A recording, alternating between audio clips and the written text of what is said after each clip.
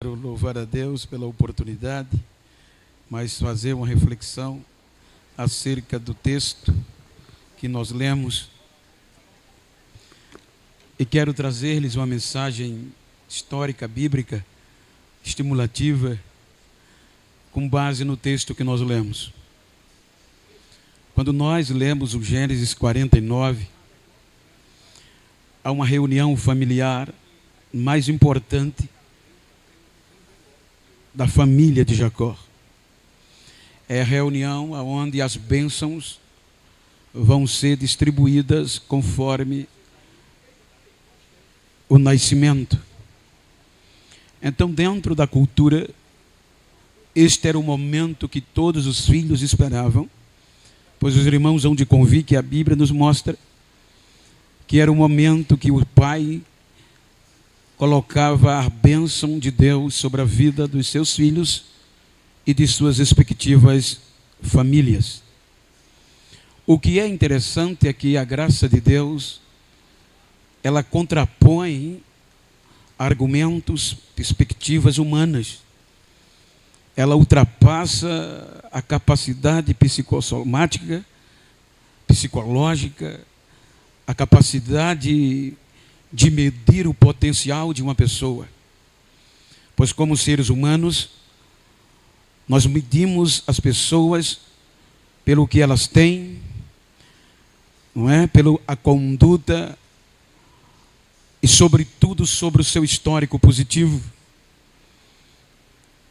Quando nós analisamos o texto, observem que lição a graça de Deus nos dá quando ela escandaliza, quando ela faz aquilo que a gente pensou que não ia fazer. Quando nós lemos o texto no livro do Gênesis, no capítulo 37, versículo 20 do Gênesis, os irmãos vão observar que há uma reunião coletiva para um homicídio. O texto mostra que esta mesma família, os irmãos conhecem a história, não vou me ater nela, mas sim em pormenor, para trazer uma mensagem estimulativa. Vinde, pois, agora e matemo-lo, e lancemo-lo numa destas covas. E diremos, uma fera o comeu, e veremos o que será de seus sonhos. Os irmãos sabem a história que está se relacionado com José. Observem que 10 irmãos, entre eles Judá, fizeram uma reunião coletiva e decidiram cometer um homicídio familiar, tirar a vida de um irmão, tirar a vida de um parente, pela inveja. Então isso aqui é muito grave. E quero que não, de uma forma simbólica, vivemos isso em boa parte do tempo. Então Judá já começa participando de uma reunião pejorativa que iria manchar a sua história. Você já imaginou qual é a perspectiva que você teria se pastor Arnóbio, nosso pastor, fizesse menção de apresentação de uma pessoa que fizesse parte de um coloio como este? Qual seria o seu voto? O que você diria no momento da sua decisão? Então veja que o texto mostra que a inveja, a mágoa, o rancor tomou conta dos 10. Porém, o que é interessante é que quando nós continuamos a leitura, percebemos que o rancor, o ódio, ele ofusca o óbvio. Veja que ele cega a realidade. Era um crime, não era comum. Além disso, seguido de mentira.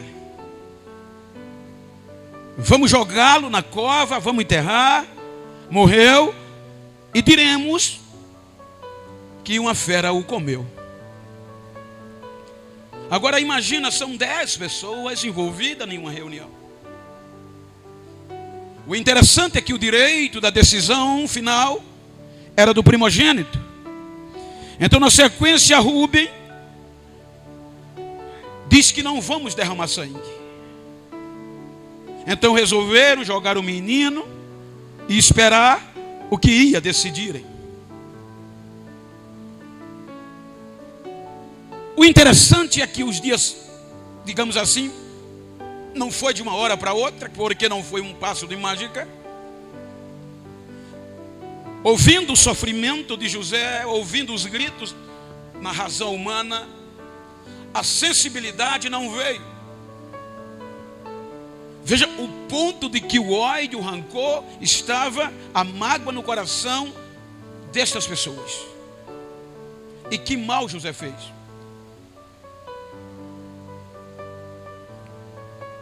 E queira ou que não, nós não estamos livres disso aqui dentro da igreja. Nós não estamos livres de deixar o nosso coração endurecer acerca de algo que acontece, acerca de alguém que prospera e a gente não quer aceitar. É ser humano. Mas aqui é uma lição, é um exemplo tremendo. Então, quando nós continuamos a leitura e vamos para o capítulo 37, no texto, versículo 26. Então Judá começa a aparecer. Veja que o texto vai destacar: então Judá disse a seus irmãos. Veja que nós estamos focando Judá. É o quarto filho, um dos que mais errou.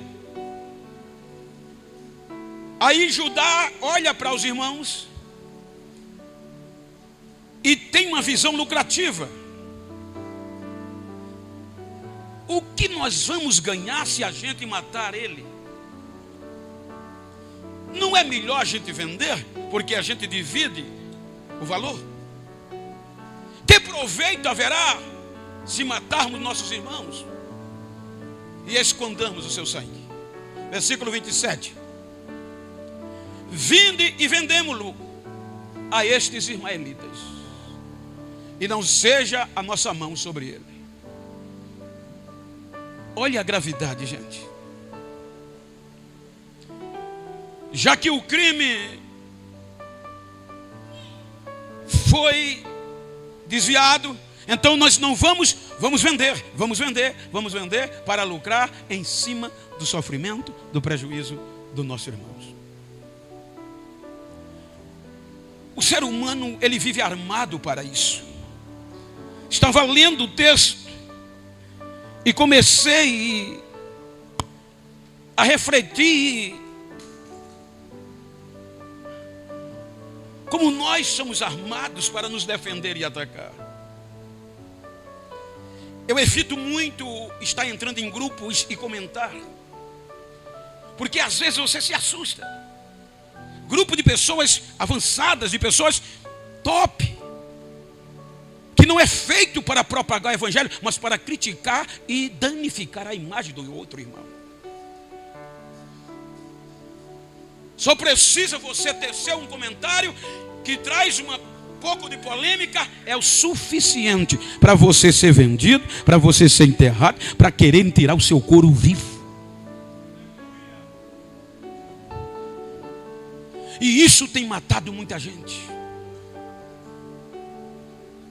Então veja que o ser humano, ele é armado para se defender e atacar. Em contrapartida, o que o evangelho nos mostra é amar, é não julgar, é perdoar. Veja que na maioria das vezes, nós seres humanos fazemos tudo o contrário do que o evangelho nos propõe a fazer. Esta é a realidade.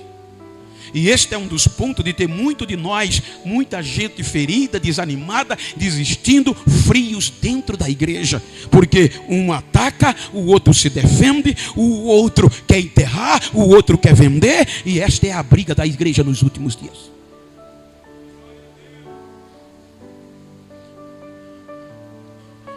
Então Então o que vamos ganhar se a gente matar este rapaz? Então vamos fazer o seguinte, vamos vendê-lo. Porque se você olhar nas entrelinhas, o plano de Deus não é por aqui. Deus vai trabalhando a partir daqui no erro dos seres humanos. Porque seria um Deus injusto. Veja que nós que dificultamos o trabalhar de Deus. Não é porque Deus me chamou que Deus vai me jogar contra a parede, me botar no chão, me pisar. Não, Ele não quer isso. Aí não tem graça. Aí o diabo faz. Se é para levantar, para machucar, o diabo faz. Não, é porque nós erramos, nos precipitamos e passamos o carro na frente do boi. Veja que a bênção é de Abraão. A bênção já é deles.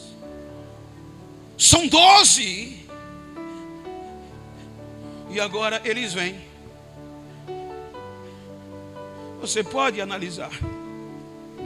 Dói no coração as polêmicas. Há quem diga no meio dos grandes, que quando alguns grandes na mídia não estão sendo vistos, eles programam uma discussão, uma briga de rachar para dar visualização. Isso é coisa de crente, gente. Então vamos vendê-lo. E não é que venderam o menino. Vocês conhecem a história. Venderam José, voltam para casa, termina o período de pastoreio, voltam para casa, e agora com a mentira. E esse ato arrebenta com a família. Chegaram com a veste suja de sangue, entregaram o pai.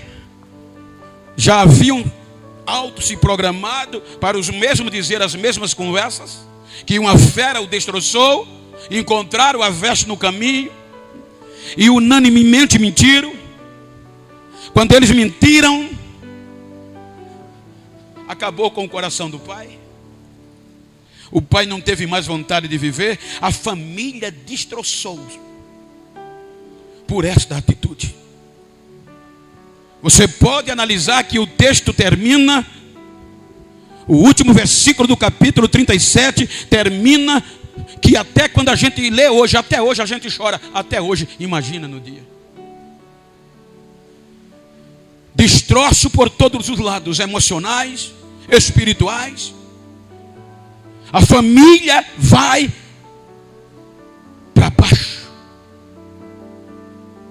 E o pior, quando o caos entrou na família, a mentira entra no meio da família por conta de estes acontecimentos. Judá, a história reserva um capítulo só para ele. Não é à toa. Quando nós vamos para o capítulo 38, a coisa piora. Capítulo 38, a partir do versículo 1, você vai ler: e aconteceu no mesmo tempo. Veja que o escritor faz questão de contar a história em seguida. E aconteceu no mesmo tempo que Judá desceu de entre seus irmãos e entrou na casa de um homem em Adulão, cujo nome era Ira. Versículo 2, para dar sentido. E viu Judá ali uma filha de um homem cananeu, cujo o nome era Sua, e tomou-a por mulher e a possuiu. Veja que depois que a família destroçou, o pai à beira da morte com o coração dilacerado, Judá sai de casa. Ele abre mão da responsabilidade familiar, na nossa linguagem, se desvia do caminho de Deus. Ele vai quebrar protocolo. Ele vai desobedecer o que Abraão, o bisavô, o que Isaac, o avô e o pai ensinava. Vocês não podem casar com mulheres cananeias. Veja que aqui, quando o ápice da crise estabeleceu-se na família, era hora de chegar, reconhecer e dizer: pai, nós erramos. Agora era a hora da reunião coletiva, porque todos nós somos passíveis de erros. Quem de nós já não cometeu erros graves aqui, gente? E a graça de Deus nos acolheu. Agora era a hora do reconhecimento, dizer: eu errei, Pai. Nós erramos, nós vendemos nossos irmãos. Ia resolver muito problema. Se calaram, fecharam a boca, ninguém. Acabou. E ele aproveita, deixa a casa do pai, sai dentre os seus irmãos, diz o texto, e desce para Canaã e casa com uma cananeia.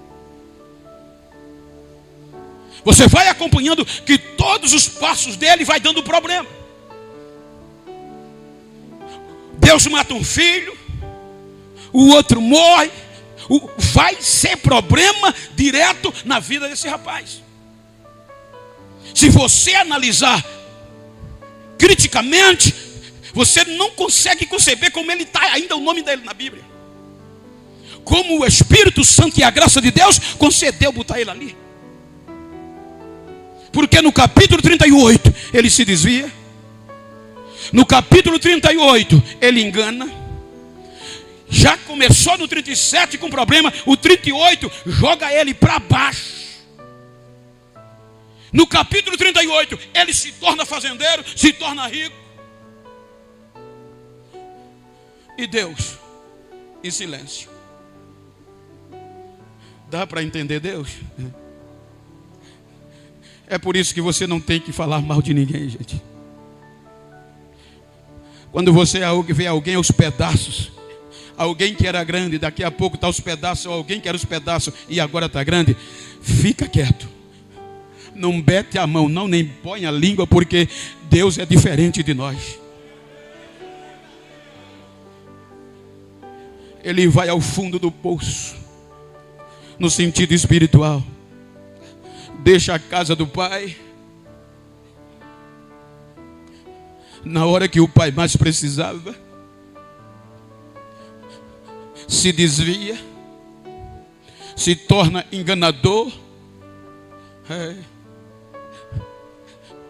Talvez se fosse hoje, dizia: um projeto perdido, um investimento perdido. Aí Deus em silêncio vai trabalhando e deixando os dias se passar. Judá trouxe um sofrimento no texto terrível para sua família. Desviou do foco e fugiu para Canaã, conforme a gente leu. O tempo passa. Aí vem o capítulo 41, versículo 56 e 57. Parecia que estava resolvido, nada ia acontecer. Só que o tempo está na mão de Deus e Ele é atemporal. Às vezes a gente diz: não vai acontecer, está demorando. Mas Deus tem o tempo nas suas mãos. Aí Deus manda fome para toda a terra. Havendo pois fome sobre toda a terra, abriu José tudo o que havia de mantimento e vendeu-os aos egípcios, porque a fome prevaleceu na terra do Egito. Versículo seguinte: e de todas as terras vinham ao Egito para comprar de José, porquanto a fome prevaleceu em todas as terras, não foi só no Egito. E o que é que a fome faz? Vai tirando a fazenda de Judá, vai tirando o dinheiro de Judá, e vai empurrando Judá para a casa do pai. Diga para quem está ao seu lado, diga: o projeto de Deus, mesmo com teus deslizes, mesmo você querendo fugir, a graça de Deus não abre mão de você.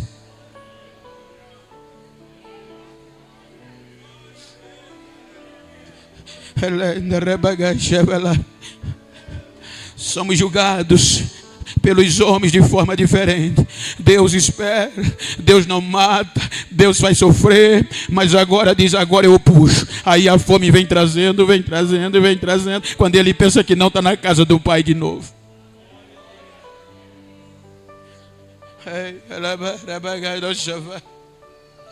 E agora na casa do pai, aí Deus vai moldá-lo. Quem acreditaria neste homem? Os irmãos tinham motivo para dizer a culpa foi dele. Aí o contexto que a gente leu, nos mostra que agora a fome vai juntá-lo e vem uma reviravolta tal. Agora Judá vai protagonizar a sobrevivência da sua família. Você vai ver que agora ele é o protagonista da família. Aquele que começou dando a ideia da venda, aquele que abriu mão da família, aquele que idealizou um fracasso, um destroço na família, agora é responsável para protagonizar a restauração e a reviravolta. Isso aí, só para chatear, diga para quem está ao teu lado, diga, tá nada perdido ainda. Diga, nada está perdido, nada está perdido, nada está perdido ainda.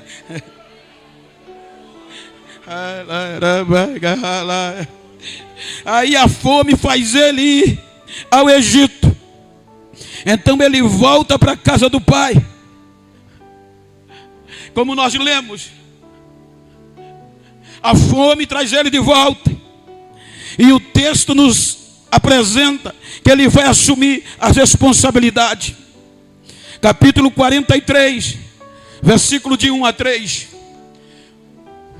A fome era gravíssima na terra.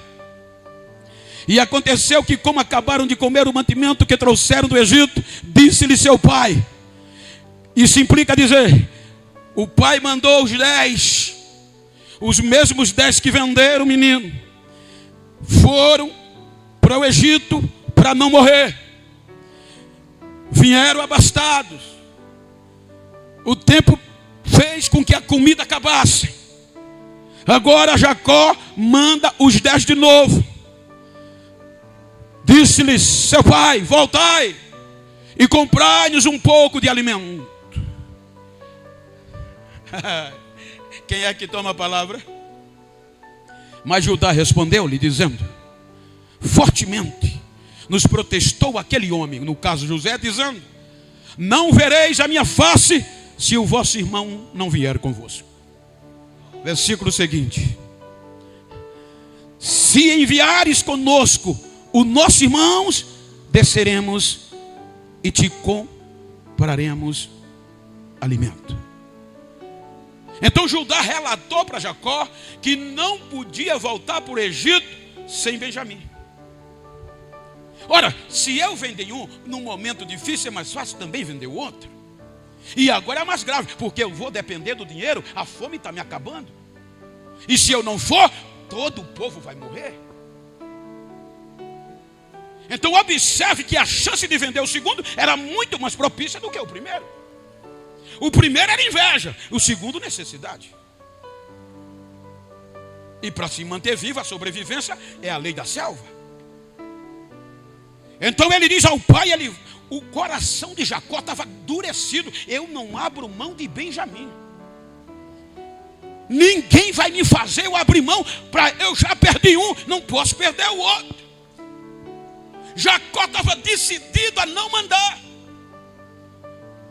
Aí Judá conta a história e vai convencer o pai da responsabilidade. 40, ele vai convencer o pai de ser responsável. Capítulo 43, versículo 9. Ele diz, pai, volta o 48, por favor. Versículo 8. Então disse Judá a Israel, seu pai. Agora de quem vai ser a responsabilidade? Envia o jovem comigo, pai. Você confiaria?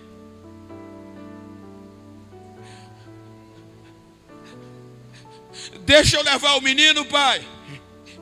Não. E levantamos, nos iremos, pai. E iremos. Para que vivemos, pai? Porque se a gente não for, todos nós vamos morrer. Nem nós, nem tu, nem os nossos filhos viverão, pai. Não vai. Aí o versículo 9, olha o que é que ele faz. Pai, eu serei fiador, pai. A responsabilidade é minha. A palavra fiador é você assumir a dívida do outro. É você se responsabilizar pela vida do outro. Aquele que começou vendendo, agora se torna fiador em defesa da vida. Aquele que começou querendo matar, enterrar, agora vai se prontificar depois do processo da fome, que era necessário assumir a responsabilidade não só do irmão mais novo, mas de toda a família. Se a gente não for, todos vão morrer, pai, o projeto vai acabar.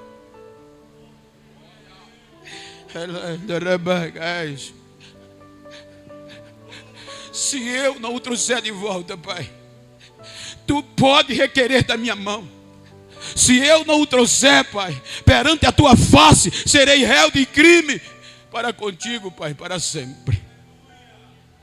Ele vai protagonizar. O argumento dele, gente, foi tão forte que conseguiu convencer Jacó.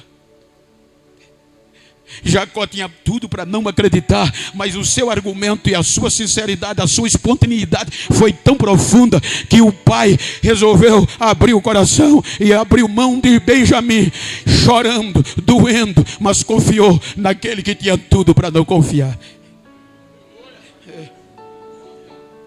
Aqui a viravolta começa. A graça de Deus sempre nos dá tempo para recomeçar, gente.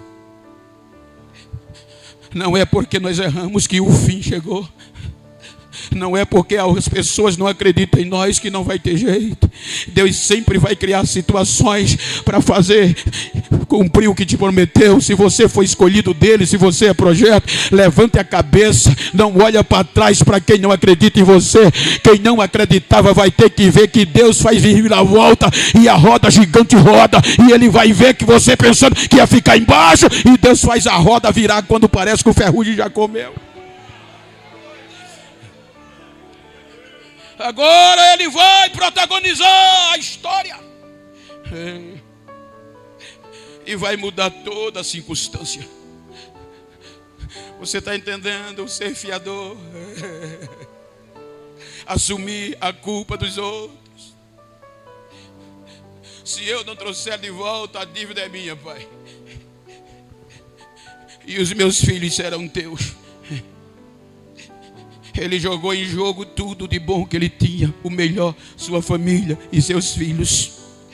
Então o texto diz que ele vai ao Egito.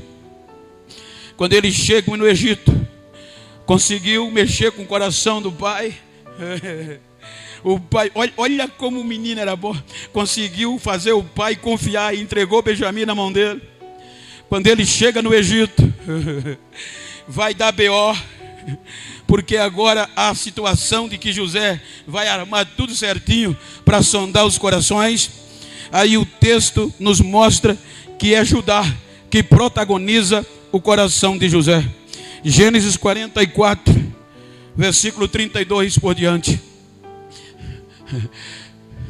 Quando José disse que Benjamim ia ficar como escravo, no contexto anterior, vocês podem ir, mas o mais novo vai ficar.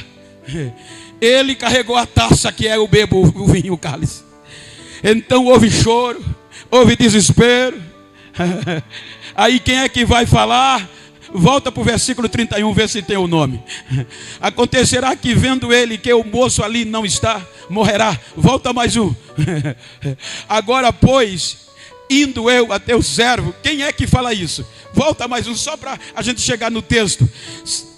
Vamos continuar. E assentou-se, e eu disse, certamente foi despedaçado.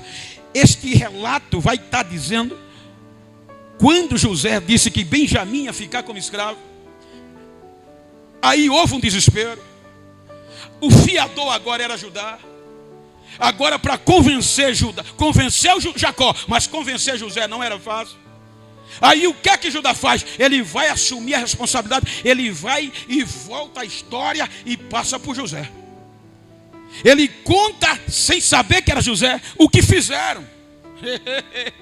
Ele diz, existia outro, mas sintetizando, mas a gente vendeu.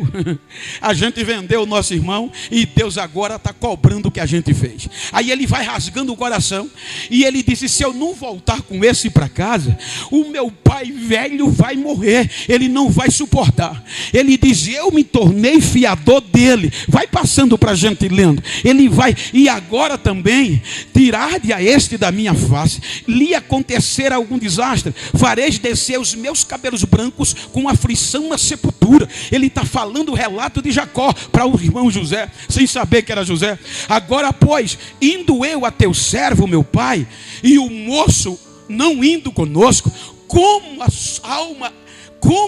sua alma está ligada com a alma dele, acontecerá que, vendo ele que o moço ali não está, morrerá. E teus servos farão descer os cabelos brancos de teu servo, nosso pai, com tristeza à sepultura. Aí ele vai gritando, vai falando, vai dizendo o quê? Porque teu servo se deu por fiador por este moço, para com meu pai, dizendo: se eu não tornar para ti, serei culpado para com meu pai por todos os dias. Olha o coração se desmanchando, gente. Aí ele vai falando: agora pois, fique teu servo em lugar... Isso é lindo demais. Agora é bronca, a conta chega. Olha para aquele celular e diga: a conta chega. Pode comprar, mas a conta vai chegar. Agora ele diz: fique eu no lugar dele.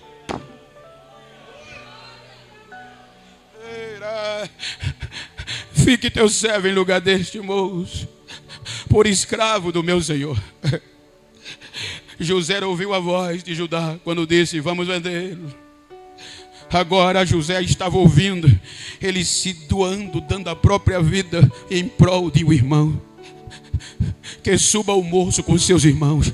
Ele disse: não ligue mais para a minha vida, me tire de cena. A partir de hoje eu vou viver como seu escravo para sempre, mas deixe os meus irmãos e o moço ir, porque eu me tornei fiador dele. Quando ele diz isso, o versículo seguinte diz: porque como subiria eu a meu pai, se o moço não for comigo, para que não veja eu o mal que sobrevenha sobre meu pai. Ele agora está preocupado com o irmão, ele agora está preocupado com o pai, ele agora não quer mais para o pai sofrer. Aí quando ele vai abrindo o coração, é a Bíblia, prossegue por favor. Aí a Bíblia diz que no discurso, então José, era ele terminando de falar e o coração de José se desmanchando. Quando ele termina de falar, José já não podia se conter, as lágrimas já estavam a ponto de explodir, e ele grita: saiam daqui. E as lágrimas vêm e ele não aguenta mais. O perdão vem, o perdão vem, o perdão vem pelo discurso de um homem transformado, o discurso de um crente transformado, o discurso de um projeto que parecia estar perdido. É por isso que eu digo que é uma mensagem estimulativa. Você pode ter chegado nesses últimos dias no fundo do poço. Você pode ter chegado aqui querendo entregar a congregação. Olha que eu nunca falei isso nesse púlpito. Você chegou aqui querendo entregar esta congregação porque não aguenta mais os desaforos, achando que você não tem valor, que ficou para trás. Espera, porque Deus ainda é o mesmo. A graça de Deus é maior do que quem não acredita.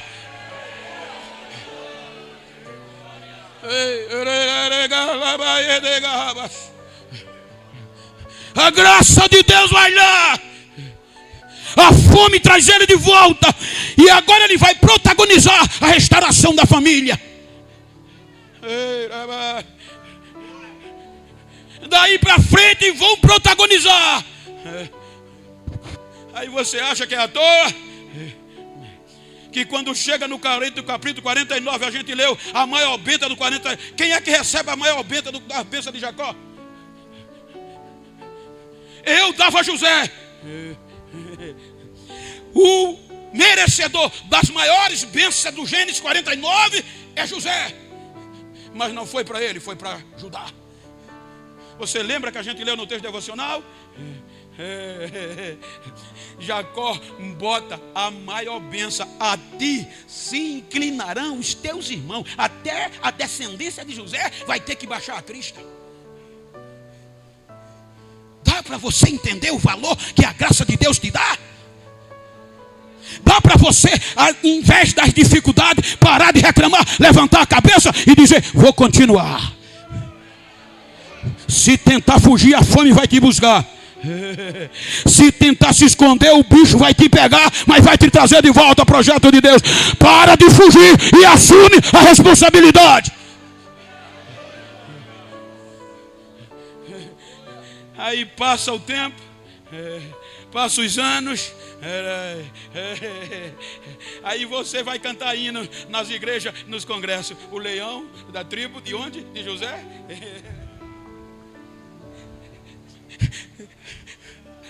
E até hoje todos se inclinam a esta tribo. Nós estamos aqui adorando a quem? Jesus. De qual tribo? De Judá. Você colocaria Judá na genealogia? Você colocaria Judá no início do Novo Testamento? Não colocaria não, mas a graça de Deus coloca. Isso quer dizer, mesmo que o homem não acredite e não te coloque, a graça de Deus é capaz de te colocar aonde você não merece ir.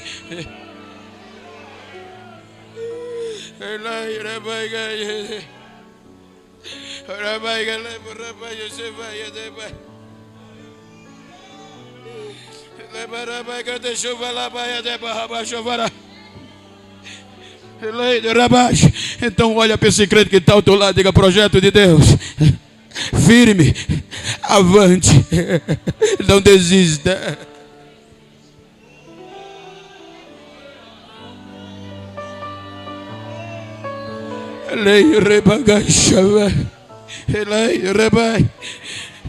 Fique de pé por um instante.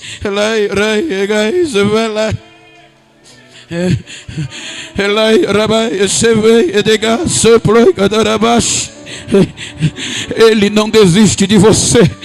Talvez você chegou nesta noite lá no fundo do poço, os teus erros te matando, a culpa te matando, mas nesta noite a graça de Deus está te dizendo: eu não desisto de você. A graça de Deus escandaliza quando faz o que o homem pensa que não vai fazer. Então, se você pode, coloca a mão no ombro desse crente que está do teu lado, se for do mesmo sexo, e diga para ele: conte comigo, projeto. Eu acredito em você. Vai dar certo. Não desista. Cabeça para cima, peito para frente. E Deus ainda é o mesmo. A graça ainda é a mesma. A graça não tem fim. A graça dele não tem fim. Se você puder, abraça ele, chora pelo menos um minuto com ele. Vai, empresta o teu ombro a ele, empresta o teu ombro a ela.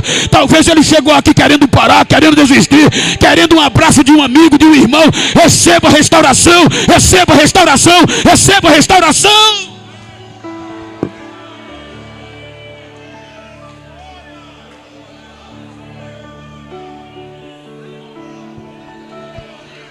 Aleluia, aleluia.